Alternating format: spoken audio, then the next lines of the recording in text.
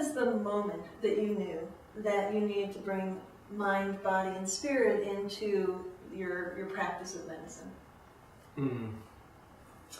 I think the first moment was probably before I even became a doctor.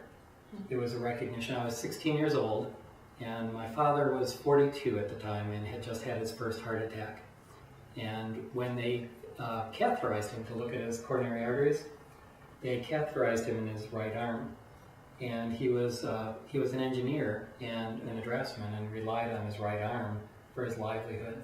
And I remember thinking at that time that there was this amazing dichotomy between this miracle of medicine that could replace a man's heart, his arteries in his heart, and yet was so oblivious to who he was as a human being and what he did as a livelihood, that they never bothered to ask him the question about whether he'd prefer to be catheterized in the left arm or in the groin.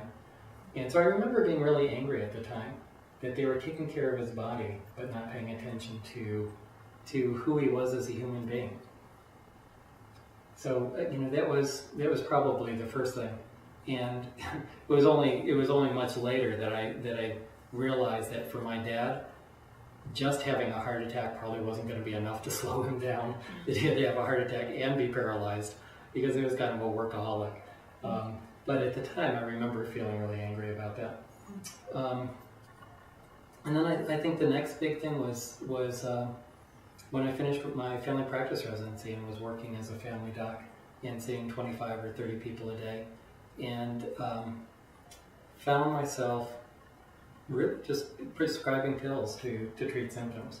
And even though there was a part of me that knew that there was more going on, I simply didn't have the time to address those issues. There was barely enough time to just get some information and write a prescription.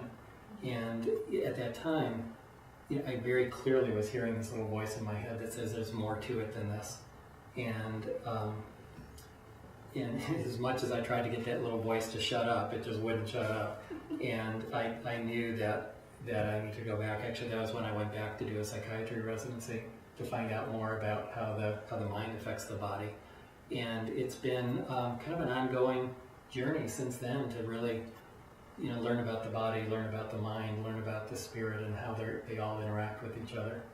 So it was probably that moment as a family practitioner where I was working 16 hours a day trying to address all the underlying issues that were going on, realizing that I couldn't do it in that kind of a setting.